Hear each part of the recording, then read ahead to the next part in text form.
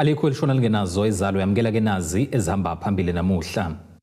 Isilo Stusa olaseSandlwane abasendlunkulu bethule isihlahla somndeni kanti ke xwayiswa abantu ngemvula kwelikaMthaniya. Izindaba ze 1KZN TV zifundela siyabonga wakaduma nina bezulu liduma eSandlwane siyakhuleka. Umnyango wezokuthutha wethule usonkontileka uzokwakha umgaqo eSandlwane isilo samabandla onke indlula mithi amakhosi uMisuzulu kaZwelithini ibe yingxenye yokuphendula kwesoyi lomgwaqo uP372. Lo mgwaqo uyingxenye yokuthuthukiswa kwengqalasizinda kule ndawo njengoba uzothuthukisa ezokuvakasha kanye nomnotho. Isilo uMisuzulu kaZwelithini uthi lo msebenzi ubanikeza ithemba njengoba kubanjisene phakathi kobukhosi nobuholi bomnyango wezokuthutha. Nina besilo umphakathi walapha eSandlwane endaweni engcwele igugu likaZulu. Ngiyathokoza kakhulu uSanral kanye no Department of Transport wakwaZulu Natal ongaphansi kukaDuma Mhlonishwa kanye neNgonyama Trust nina besilo ukuthi zonke zizawubophana zisebenzisane indlela ngokubambisana eyaphambili.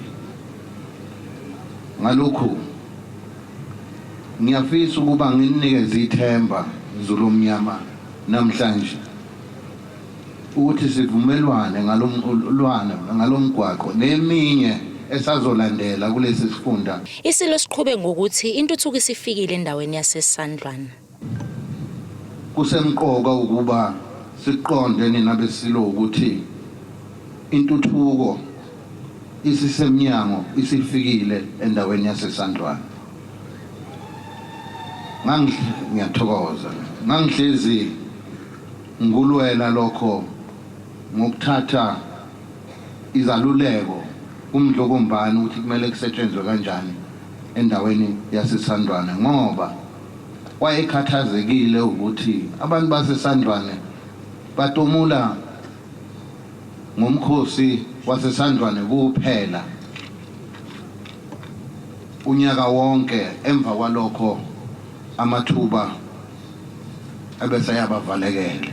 Kanti ungqongqoshe wezokuthutha KwaZulu Natal uSiboniso Duma uthi lana bazotshala imali engango 350 million wamarandi. Spend imali almost 358 million ezotshalwa ukwenza lo mgaqo 35 kilometers zowuthula ke namhlanje official nohlanga lomhlabathi indlula mithi yamakhosi ukwenza isimo sethu kwesibe kahle namhlanje kubusuku olukhulu ukuthi abantu eSandlwane kwangeve kuyizoleze kodwa babezokwenza ukuthi namhlanje sibe nendawo ezokwenza isimo esikahle. Ama tourists amaningi eze South Africa eza eindaweni ezisuke ezinomlando iBlood River enye lezo zindawo iSwandlwane enye lezo zindawo ingoko area enye lezo zindawo so umoya kwaZulu nasehlala Nkosi enye lezo zindawo noLundi kwenza ukuthi nje kufanele sizenze zibe kahle ukwenza sona nasemakhosini isimo sakhona kufanele sihlele sesigadile so wenza ke lo mgwaqo uzophela ngonyaka 2027 105 million uzosala utshalwe khona emphakathini kuma CPG bazobenefita kakhulu abantu. Kubi kuthobe kadladla ezindabeni ze1KZN TV ngiseSandlwana eNquthu. Abane wabo besilo esabuza uGudwini Zwelithini ngabheka uZulu bethule abakubiza ngesihlahla somndeni wasendlunkulu ngenhloso yokuqondisa umlando. Umntwana uvula indlela utshela bezindaba ukuthi babone kukuhle benze lokhu njengoba bebona sekuphenduke kwamachanca futhi ke sekuhamba phambili abangafanele ezintweni ezithinta indlunkulu. Abazibiza ngensika yendlunkulu yakwaZulu efanele bethule abakubiza ngesihlahla nohlaka lwasendlunkulu yesizwe sakwaZulu. Ngokubuka isimo sokuthi sekukhuluma abantu abangafanele la yabo abangekho futhi lapha yabo abangaze bavundle okhalweni lomakhosi okuyilabo abalapha bavundle khona. Yikho ke sisibona ukuthi eke senza ukuthi isizwe sazi ukuthi abantu okufanele bakhulume ngento zasebukhosini yilabo abakuleya kulesa sihlahla kuleya chat. Lesi sihlahla esethulwe namuhla siveza amagama amakhosi aphambilini abantwana kanye namazinyane azo zonke izindlu ezihlangene nendlunkulu kaZulu. Abanye babo besilo esebuza bakuphikile ukuthi kukhona ungaboni ngasolinye okukhona endlunkulu. Inxushunxushu azikho. Kodwa into esiyiphokophele kakhulu ubumbano. Njengabanikazi bokusingatha indaba zobukhosi noma ngendlunkulu. Engaqhakambisa nje nina ukuthi abantwana laba bakhuluma phambi kwenu bashumayela ivangeli lobumbano. Yes, ngaphambi kokuba sizonitshela nina beindaba silenzile ucwaningo ngoba nathi isekhona ingwepho bakhona abantu abadala esithathise kubo izinto ezithize ukuze singatsheli isizwe okungekhona ngoba sikhuluma ngezwe lilodwa. Inxushunxushu azikho endlunkulu, ukubambisana kuphela esikulwelayo ukubuyisana ubumbano. Kuzokhombeka ukuthi uMdlokombane webuza mhla zili-12 kwephezulu ngonyaka u-2021 laba baveze ukuthi ke namanje kusenzima ukwamukela lokhu. Banxuse abantwana basendlunkulu ukuba baziphathe ngendlela enenhlonipho. Baphinde banxeke ukuba kukhulekeleke inkinga ehaqe isifundazwe kubaloke izikhukhula, ubugebengu nokunye. Buhlungu lokho ngoba khamba abantu besilo. Bese kuzoba ilezi ingozi ezenzeke nje evikini nje. Ngosuku olulodwa ngizosho nje lezi ebhasi. Kubhlungu nalokho nezinye ke nje ezenzekile nje ukuthi uNkulunkulu nenyanda ezulu ngathi zingezizwele nibakethi ke kume nje lento asazi ukuthi kufike ngoba kwenze njani noma sekuyizikhathi zokugcina sazi kodwa nje kubhlungu ngoba imindeni khona abahlwempu abagcina bengazi ukuthi bazogcaba ngani kuvele kubhujwe nje umuntu asali igqokela into ayigqokile bese kuzoba nayo lokhu kwalaba ababizwa ngama-gangster ngizwe ngazi negama ababizwa ngalo kakhulukazi futhi la KwaZulu Natal uthi siyacela Nkosi yami ukuthi uNkulunkulu umveli nqangi namakhosi nje oselo ukuthi ke bese nani sizwe sikaZulu ukuthi ke siphahle nje noma nisithandazo nje ukuthi ke kwehleni lolulaka. Laba banxuse bonke abafanele ukuba ingxenye lesihlahla ukuba ke baphumele ubalam eindabeni ze-One KZN TV kube uNtomkhona Mvubu eThekwini. Ungqongqoshe zokubusa ngokubambisana nezindaba zomdabu uThula Sizwe Buthelezi uthi abantu kumele beqaphele njengoba kunezimvula ezibekiwe ezizoqhubeka zihlasele isifundazwe. Lokhu kuze emva kokuba kudlule emhlabeni oyedwa ngenxa yezikhukhula endaweni yasePinetown. uButhelezi uveze lokhu nje njengoba ethika amathimba abo ezinhlekelele ami ngomumo. Kubonakala izilokho ziqhubeke njalo izimvula ezinamandla nezishiya kukhalwa ngenxa yomonakalo. Kamuva nje kudlule emhlabeni oyedwa wesifazane emva kokumuka ngemoto ngenxa yesikhukhula. Ungqongqoshe wezokubusa ngokubambisana nezindaba zomdabu esifundazweni KwaZulu Natal uThula Sizwe Buthelezi unxusa umphakathi ubugweme ukuba semgwaqweni uma singekho isidingo. Sedlulisa amazwi enduduzo emndenini owesifazane odlule emhlabeni izolo kusihlwa emuka nemoto endaweni yasePinetown. Siyabona ukuthi isimo seyikhukhula sisekhona. Siyabanxusa kakhulu futhi abantu bakithi ukuthi uma singekho isidingo sokuba semgwaqeni umuntu ahlale ekhaya futhi aphephe ngoba leli zulu lisazoba nathi isikhathi eside. Futhi njoba siya kule mpela sonto kuyacaca ukuthi isimo sezulu njoba sibona seliqalile liyana liguqubele abantu abaphephe bagweme ukuba semgwaqeni isikhathi esiningi.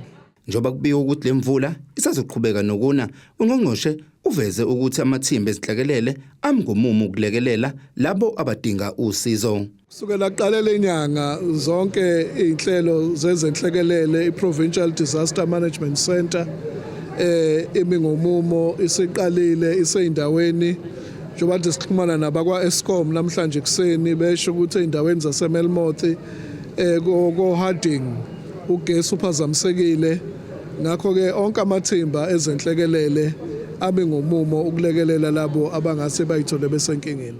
Lemvula enamandla ibonakala ilokhu igadle njalo esifundazweni KwaZulu-Natal njengoba ngenyanga edlule kukhona abadlule emhlabeni ngenxa yezikhukhula. Ezindabeni ze-One KZN TV kubikuThabani Maphumulo eRichards Bay. Ake sihlabene nali ikhefu sihlangabeze nezinye masibuya.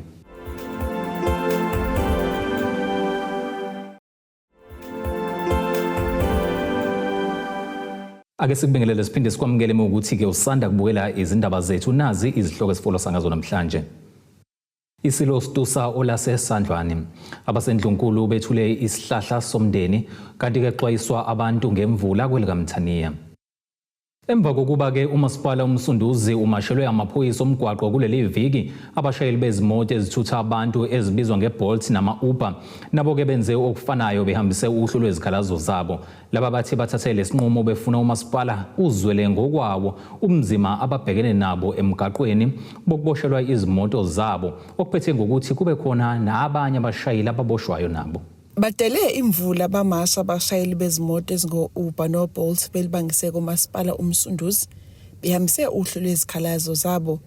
Laba bathi ukuboshwa kwezimoto zabo kuphazamisa umsebenzi. Imoto ziyakhokha ngaso sonke isikhathi kumele ngabe ziba semgwaqweni ziqhubeke zisebenze, and ngaso sonke isikhathi sihlale si-available thina ukuthi uma kunama issues uhulumeni afisa ukwadiscussa ngabe ayabeka etafuleni okuyiyona okungenzeka ukuthi abambile ngoba sazi ukuthi kubambeni ukuthi kuphuma ama-permits, and lento ayisi-affecti kuphela ekuthini imoto ziyakhokha, i-affecta ngisho nomphakathi in general okuyiwona okwama-customer esiwathuthayo ngoba ekugcineni ukubanjwa kwemoto ungalindele sekufanele uyokhokha iy'ndleko zokubanjwa kwayo uphinde uyokhokha iy'ndleko zenkantolo because uma kubanjwa imoto kuthiwa ina-permit leyo moto kufanele uye enkantolo ukuze iphume, kuyasilimaza kakhulu. Le mashi ilandela enye eyayibheke enkantolo eMantshi eMgungundlovu lapho kwakuvele khona abanye abashayeli. Sokhumbuleka ukuthi ngoleMsombuluko besisenkantolo la eMagistrate yale Maritzburg la siwine khona amacala la besibhekene nawo imphando kwemoto zethu. Nala inkantolo khona ewachithe khona amacala angazange ehlale. So ngesimo sokuthi ukuhlukumezeka kwethu kuyinto esibona ukuthi izoqhubeka. Sithathe esinye step sokuthi ngoba umasipala okumsunduzi uyathinteka njengesithi emanager leli dolobha. Kubalekile ukuthi siyodlulisa izikhalazo zethu nakuyena umeya nethimba lakhe ukuze ukuzibuka izikhalazo zethu bebone ukuthi kule nkinga esibhekene nayo bona yiphi irole abangayidlala. Labashayeli bathi umnyango wezokuthutha akakabanikezi izimvume kepha amaphoyisa seyababopha. Transport akasiprovide ama-permits. Sonke siyazi ukuthi kunomthetho bekusalindeleke ukuthi uphasiswe waphasiswa usayini umongameli, but so far i-hailing industry ayinama-permits. Kodwa sikutholayo sithola ushanela noma amaphoyisa ese-impound iy'moto zethu of which lokho kusifaka ezindlekweni ezingenasidingo. So isona sikhalazo sisilethile njengamanje ukuthi asisiboni isidingo sokuthi zi-impoundwa kanjani iy'moto zethu ekubeni engekho ama-permits la abathafuneka kuthina uhulumeni engawaprovidile lawo ma-permits. Owamkele uhlu lwezikhalazo kumasipala umsunduzi uthembise ukudlulisela kwemeya. Ngakho siyacela-ke ukuthi whatever they to do, you must always remain disciplined. Ngoba izwe esiphila kulona izwe eliphethe umthetho. Ezindabeni ze-One KZN TV ngu-Ayanda Dube ngisemgungundlovu. Ungqongqoshe wezokuthuthukiswa komnotho ezokuvakasha nokongiwa kwemvelo KwaZulu-Natal umfundisi uMusa Zondi uthi ukuba nozinzo kwezokuphepha enye yezinto ezibalekile kosomabhizinisi uqinisekisa ukuthi ke basebenza ngaphandle kokuphazamiseka. Ekhuluma nosomabhizinisi base-Richards Bay kwisidlo sasekuseni, uZondi uphinde waveza ukuthi leli dolobha linechweba elifaka ingxenye enkulu yomnotho wesifundazwe. Idolobha eRichards Bay enyakatho nesifundazwe linechweba elingelesibili ngokuletha umnotho kulesifundazwe. Inhlangano iZululand Chamber of Commerce and Industry ihlele isidlo sasekuseni ebesihlanganisa noNgqongqoshe.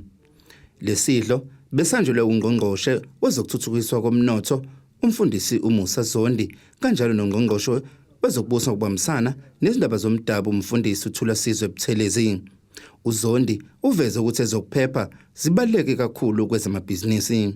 Ezokuphepha zo number 1 ngenxa yokuthi lapho ukuphepha kungekho khona lenzeki ibhizinisi. ngakho kubambisana kwamaphoyisa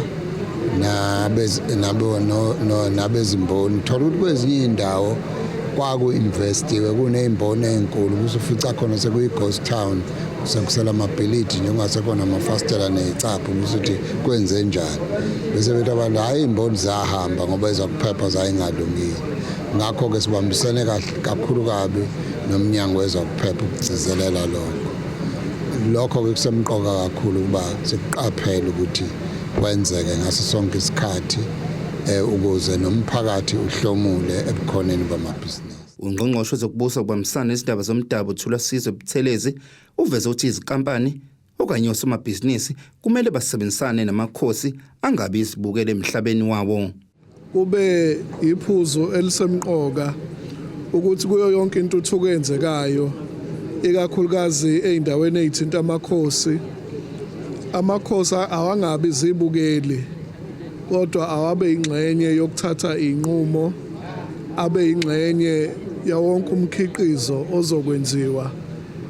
Kukhona izibonelo ezinhle esizibonayo njengenkampani yakwaTronox esikwazile ukuthi ibambisane nenkulu impumelelo namakhosi. Umengameli we-ZCCI uHlengiwe Mvubu uthi inselelo enkulu ababhekene nayo ezokuphepha kanjalo nemeya uMasipala uMhlathuze ithi intela yabo eningi ivela kosomabhizinisi yingakho beqinisekisa ukuthi abakudingayo bayakufaka kwisabelo mali. Khona ongqongqoshe besiba invitile waka economic development uCocta nosomabhizinisi ukudiscussa nge development of economy yethu la eRichards Bay. So it's important ukuthi babe khona because kunama decision that we take ukuthi how are we going to grow as the city of Mhlathuze.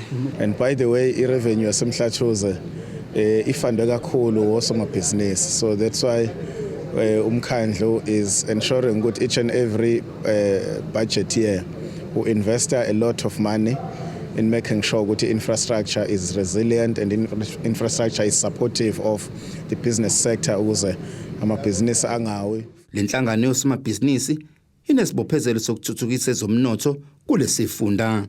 Ezindabeni ze-One KZN TV kubikuthi abantu maphumulo eRichards Bay. Usekela meya kaMasipala uLundi uThembelihle Madela unxusa abantu besifazane ukuba bayeke ucwasana nokubukelana phansi kepha besebenze ngokubambisana ukuze bezokwazi ukusebenzisana baye phambili. uMadela bekhuluma kanje ngekathi kuqhubeka umcimbi lapho ihhovisi likaNdunankulu libambisene nomkhandlu wasondini bebambe umhlangano ePZ phakathi hall ngenhloso yokugqugquzela nokulekelela abantu besifazane basondini namaphethelo abafisa ukufaka izicelo kwiKZN Women Advancement Fund. Uhlelo iKZN Women Advancement Fund kuhloswe ngalo ukugqugquzela nokulekelela abantu besifazane abafisa ukuthola uxhaso kakhulukazi kwezamabhizinisi. Ekhuluma usekela meya kuMasipala uLundi uThembelihle Madela uthi abantu besifazane abayeke ukucwasana nokubukelana phansi. Uma singabantu besifazane uyazi vele ukuthi abantu besifazane banokucwasana banokubukelana phansi. Ngike ngakhuluma ngachaza ukuthi ukuze sikwazi ukuya phambili asiyeke indaba yokucwasana nokubukela phansi nokubukelana phansi. Ungabi bikho umuntu othi akamthanda omunye noma akamphiwe. Uma sisebenza sisenhlanganweni sibambisene ukuze umsebenzi wethu uye phambili ungasale endleleni kuyadingeka ukuthi sibambisane singacwasani singabukelani phansi kungabikho umuntu othi akamthanda omunye umuntu akamphiwe omunye umuntu ukuze sisebenze siphambili asibambisaneni sonke sibambisane siphambili. Loyo inhloko ophikweni lozokuxhumana kwihhovisi likaNdunankulu uBongani Gina uthi ngalo mhlangano kuzolekeleleka imbokodo ukuba iqonde kangcono ngalolu hlelo. uNdunankulu esifundazwe uhlonishwa uThamsanqa wakaNtuli usithumile lapha ukuthi siphume siqwale zonke izinkalo zeKwaZulu-Natal ukubheka lapha nokulekelela abesifazana abasemabhizinisini ukuthi beqonde kangcono nge-Women Advancement Fund ekhishwe yiyo ofisi lakhe uMphemba ekutheni ukulekelela abantu besifazane ingaphezulu ka200 million imali ebekwe eceleni uhulumeni wesifundazwe eholwa ke uyena uMthemba ukuthi ulekelela abesifazane abane interest noma abanothando lokuba sebhizinisini nalabo abakulona amabhizinisi.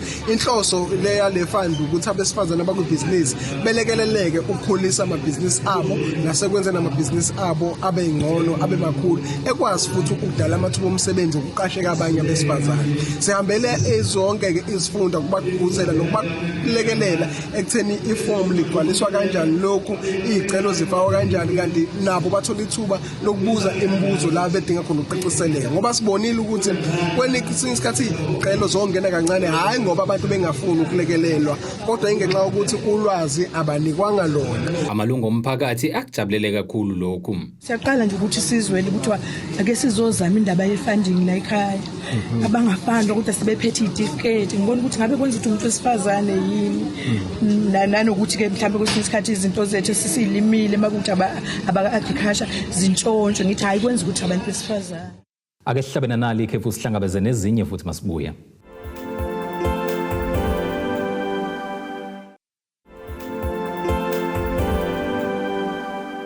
Ake sikubingelele siphinde sikwamukele ukuthi ke usanda kubukela izindaba zethu nazi izihloko esifolwa sangazo namhlanje. Isilo Stusa olase Sandlwane abasendlunkulu bethule isihlahla somndeni kanti ke xwayiswa abantu ngemvula kwelikaMthaniya. Kuleli qophelo singena sijule engosini zomnotho.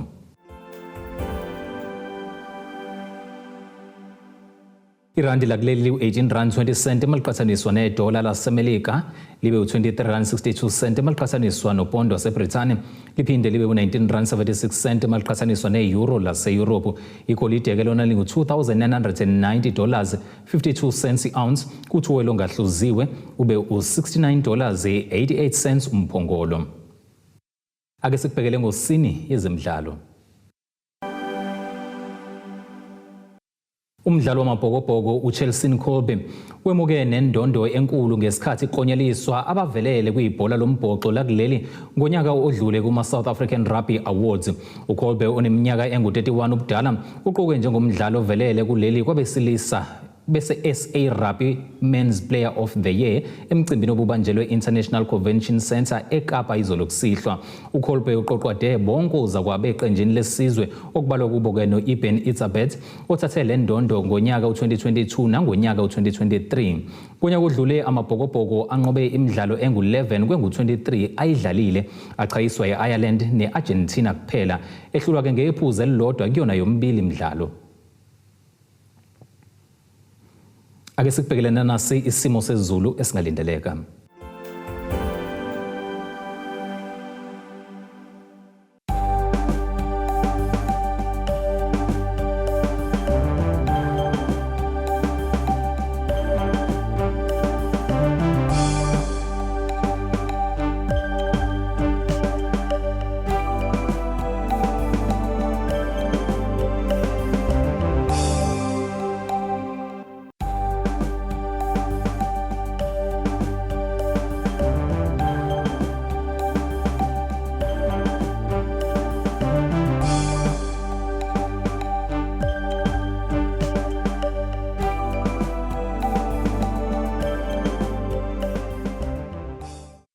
Zulumnyama ndlela zimhlophe ngeziguqise bese kuphathele zona namhlanje uhlangabeze noma kanjani futhi kusasa ngesikhathi esifanayo. Abethuli bethu bezindaba baxhaswe iThulis Bayview Bridal. Ungabashayela kulezi zinombolo ezivelile.